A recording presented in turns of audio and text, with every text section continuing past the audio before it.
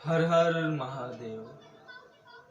दोस्तों, आज के इस वीडियो में मैं आप लोगों को कर्म के बारे में समझाना चाहूँगा। दोस्तों, कर्म हम मन, वचन और कर्म इस तीन तरीके से कोई भी कर्म करते हैं। जब हम इस तरीके से कर्म करते हैं तो वही कर्म हम तक रिटर्न उसी रूप में आता है।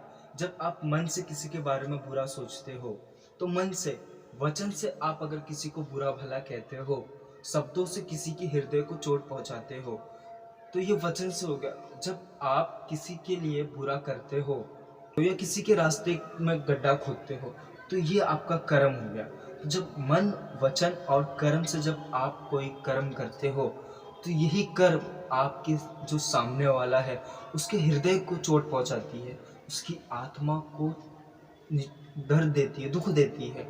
और ऐसा दुख मिलने पर उसकी आत्मा अंदर ही अंदर तड़प उठ जाती है। जब वो तड़पती है तो उसके मन में प्रतिशोध की भावना लेकर वो मरता है। जब वो प्रतिशोध की भावना लेकर मरता है तो अगला जन्म जब उसका होता है तो आपसे प्रतिशोध लेने के लिए ही वो धरती पर आता है। तो आपको भी उसके प्रतिशोध का हिस्सा बनने के लिए धरती पर जन्म लेना पड़ता है। जब आप जन्म लेकर आते हो तो आपकी जगह बदल जाती है। सेम वही दर्द जो आपने सामने वाले को दिया था, वही दर्द वही व्यक्ति आप तक वही सेम मात्रा में आप तक पहुंचाता है और यही दर्द आपको मिलता है। इस चीज को हमें कहानी के जरिए समझते, और ये कहानी नहीं है, ये हकीकत है। इस बात को समझते। भीष्म पितामह, गंगा पुत्र, इसे कौन नहीं जानता।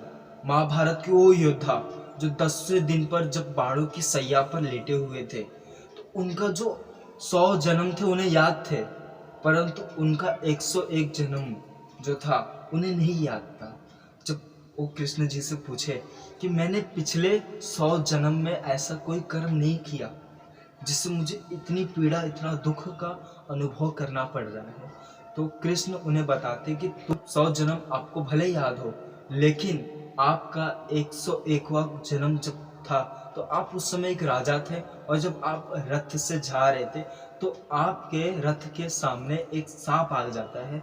तो जब वो सांप आपके रथ के आगे आता है तो आप उस सांप को गुस्से में उठाकर और उसको कांटों के, जो कांटों का पेड़ होता है उस पर पटक देते हैं और वो सांप काफी दिनों तक जीवित रहता है लेकिन तड़पता रहता है और वो तड़पते तड़पते मरता है।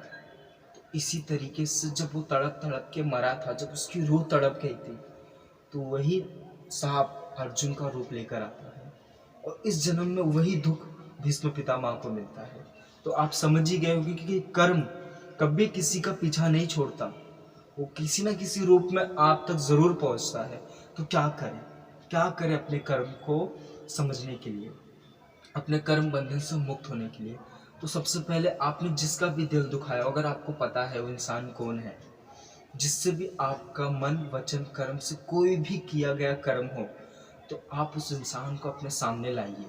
इमेजिन करिए, आंखों को बंद कर लीजिए। अगर पॉसिबल है उससे माफ़ी मांगना तो ज़रूर माफ़ी मांग ली। अगर पॉसिबल नहीं है तो अपनी आंखों को बंद करके हाथ जोड़ के उस इंसान को अपने सामने महसूस करिए और उसके सामने माफ़ी मांग लीजिए। कान पकड़ के जो भी आपने किया है उसके लिए पूरी तरीके से आप उस इंसान से माफ़ी मांगे। और अगर आपको नहीं पता कि वो इंसान कौन है, आपके पहले के कर्म क्या है, तो आप करिए कि आप ब्रह्मांड से माफ़ी मांगिए, इस यूनिवर्स से मांगिए माफ़ी, इस प्राकृतिक से माफ़ी मांग लीजिए, आपके इष्ट से माफ़ी मांग लीजिए, जिससे को भी आप मानते हो उससे आप माफ़ी मांग लीजिए। तो कहीं ना कहीं आपके कर्म आप कम तो हो ही जाएगी, एक हद तक कम हो जाएगी कि, लेकिन वो आपको भुगतना पड़ेगा, लेकिन कुछ ना कुछ हद तक कम हो जाएगा। आप उस चीज़ को स्वीकार कर लेते हो ना जब किसी चीज़ को, तो दुख बहुत हद तक कम हो जाता है। सबसे बड़ी बात है कि उस दुख को स्वीकार कर लीजिए और माफ़ी मांग लीजिए, तब आपके सभी कर्म के लेखे जो कि इस तरीके से आपके सभी कर्म कट जाएंगे। तो मैं उम्मीद करता हूँ कि आप लोगों को समझ में आया होगा ये चीज़।